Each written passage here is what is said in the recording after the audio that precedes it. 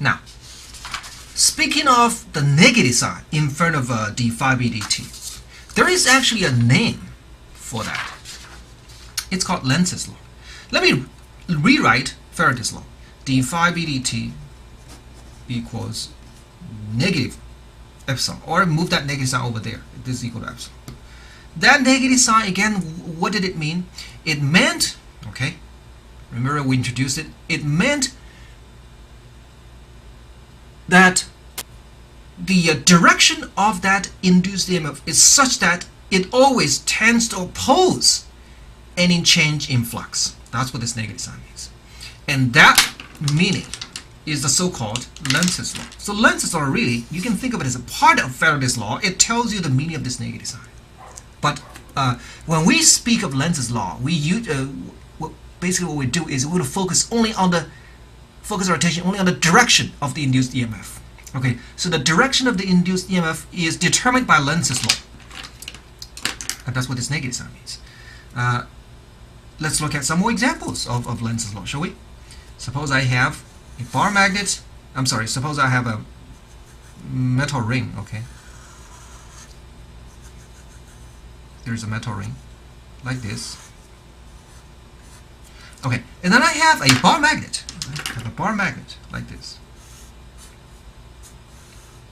Here's North Pole, here's South Pole.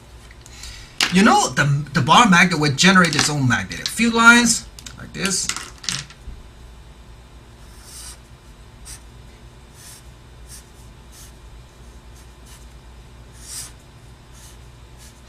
And from North Pole to South Pole. So South Pole, it's like this, right? If you position this bar magnet in a fixed location, a certain distance away from the metal ring, nothing is moving, okay?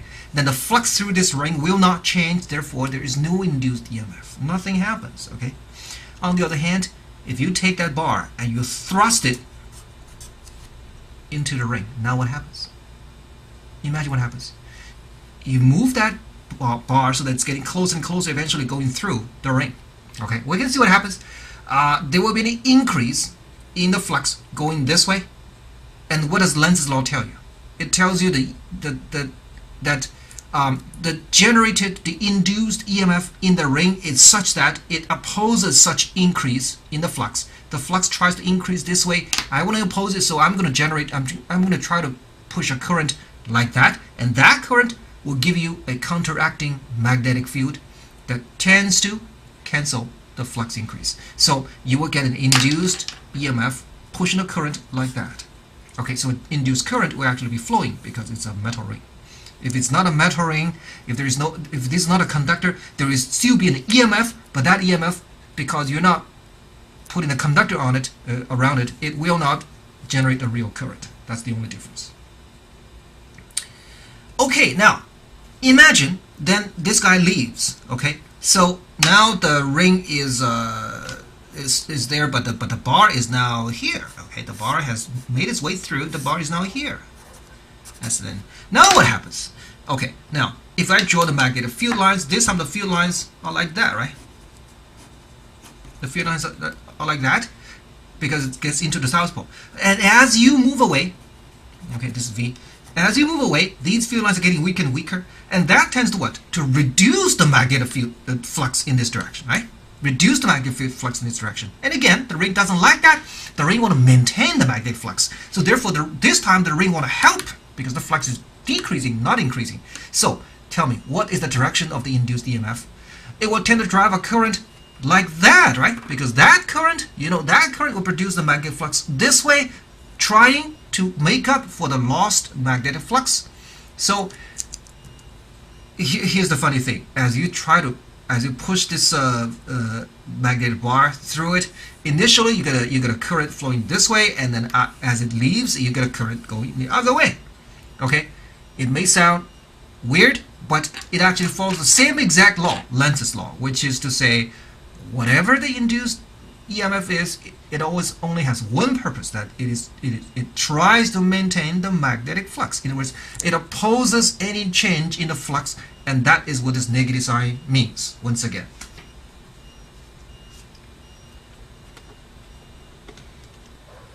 Okay, you notice that so far we have only concentrated on the term induced EMF. We did not really talk about induced electric field, did we? Okay.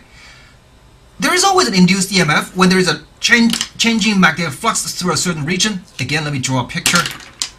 Imagine I'm going to use broken lines to indicate that this region is not bordered by any real metal wire. Okay, it's just vacuum. Could be just vacuum. Could be nothing in there. And then there is a flux. There's a magnetic flux going through it, and that flux is changing. Okay, that B field is changing. So as a result, there will be an induced EMF, but that induced EMF will not be able to produce any real current because there is no wire here. But the induced EMF is still there. It is still there.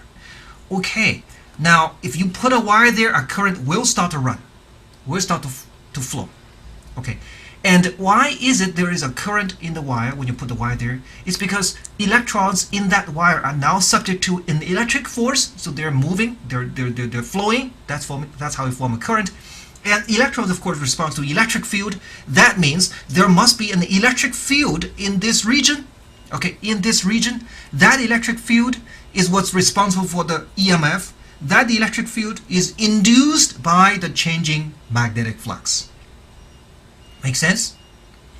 Okay, now, question is, once you know the induced EMF, can you find the induced electric field that comes with it? Okay, think about it. Suppose you go back to the previous discussion about EMF. Okay, you have a battery like this, right? You have a battery like this, and there is potential difference between these two terminals, and that's epsilon. That's the EMF, and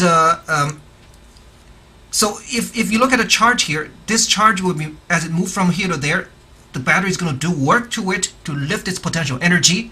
Okay, so that its potential energy increases by epsilon times Q, right?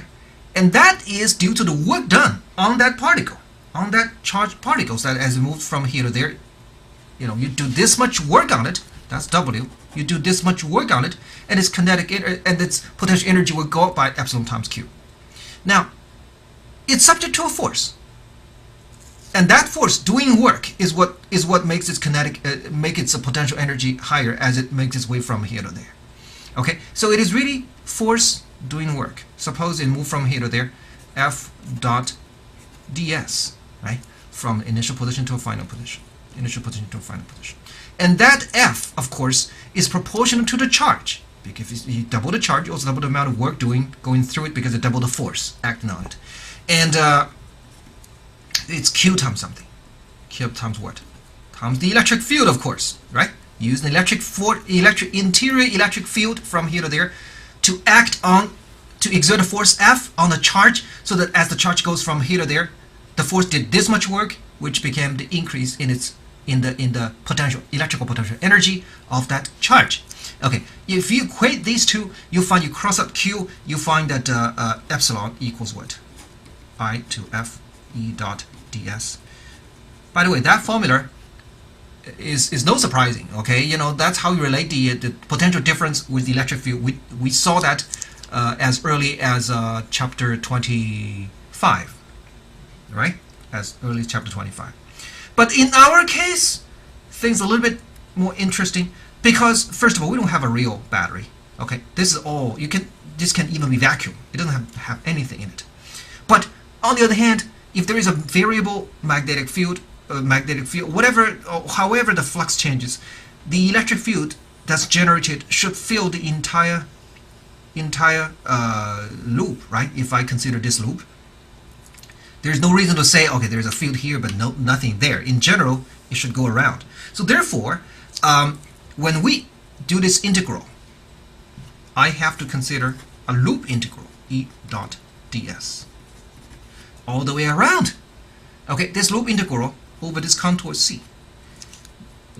Normally, when you do this for electrostatic field, you will get 0. Okay, you will get 0, because if you don't get 0, that means this electric field will magically take a positive particle, does it will do positive work on it. So by the time it turns to the same position, that particle will be subject to a positive amount of work. It will be going faster, and then one more term go even faster. You get energy out of nothing. Okay, so this expression is 0 for the electrostatic field. The electrostatic field is a conservative field. The electrostatic force is a conservative force, right? We said that all along, right? And the signature of that is that, of course, this contour integral had to be 0.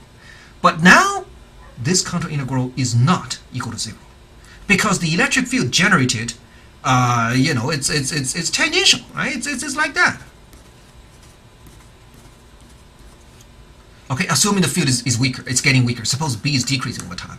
Then shouldn't you get an electric field like that, so that once you had a real wire in place, that wire would have had a current going like that, which would have helped the flux from decreasing, right? But a current, the electric field like that, tangential field like that, if you follow that contour to this integral, you are not going to get 0, are you? You're going to get a positive value, right? Because E and ds are generally in the same direction.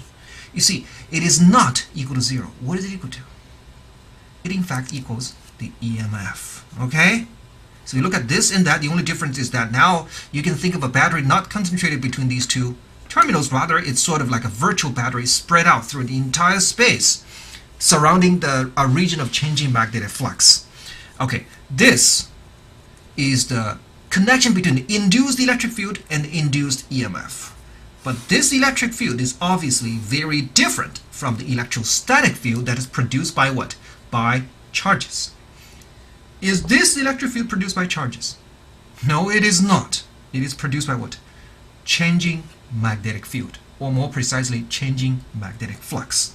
Okay, you do not need an electric charge to produce this electric field. It is not an electrostatic field. Static means nothing is changing. Here you have a changing magnetic field or changing magnetic flux. Obviously, this is not a static field.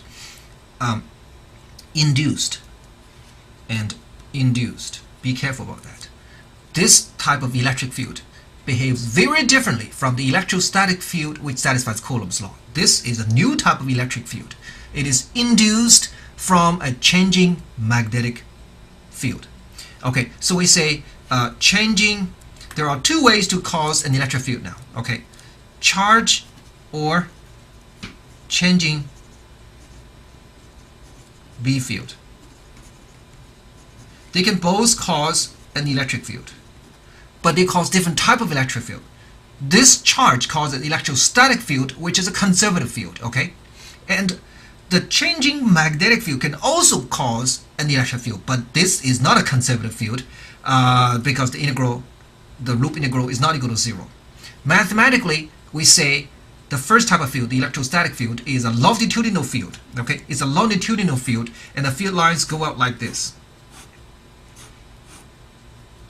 emerging from positive charge. Radially in and out if it's a positive, if it's a point charge. But that type of field, the induced electric field due to a changing B field, is more like a whirlpool type of thing. The field lines go around like that. They have no starting point, no ending point. They go loop. They go loop the loop. How come they have no starting point? Because if you had a starting point, that must be the location of a positive point charge, which is not in our equation here, okay, which is not present. There is no charge here. It's just a changing magnetic flux, that's all. Okay, so we learned that this is a new type of electric field that we must deal with. It is not electrostatic. It does not satisfy Coulomb's law. It is an induced electric field due to a changing magnetic field. But this is great because now we have an alternative way of generating electric field. Anytime we have an electric field, whether it's electrostatic or this new induced field, no matter what it is, it will exert a force on electric charges. So that's something we can use. Okay. Now you might ask yourself, if you believe in a symmetry between E and B, then isn't it possible that I have something similar to generate a B field? Okay, so instead of an electric charge, I would have, say, a magnetic charge. Or what? Changing what? E field, right? A changing E field maybe can cause a B field. If you totally want analogy between E and B, right? Electric charge or changing B field causing E field magnetic charge or changing E field causing B field, magnetic field. Well, of course, there is no such thing as a magnetic charge because that is otherwise known as a magnetic monopole. That doesn't exist. But what about a changing E field? Huh? Now that I can make, right? I can make a time varying electric field. So if you believe in symmetry, you might think that I'm going to explore the scenario of a changing electric field, see whether it produce a magnetic field, just like a changing B field producing the electric field, which is the subject of this chapter. Is this right? Well, if you think that way, then congratulations. That means you have the idea of symmetry in mind, which is very, very important to physics. Okay, and you are taking a step in the right direction. You will see in a later chapter. As Maxwell first argued, what happened if you're dealing with a variable electric field? Indeed, you will see that a variable electric field can change a magnetic field. So that's a statement we made in the beginning of this chapter, and that is a changing B field can cause an E field, and a changing E field can cause a B field. The interconnection between E and B now becomes much deeper than we had before.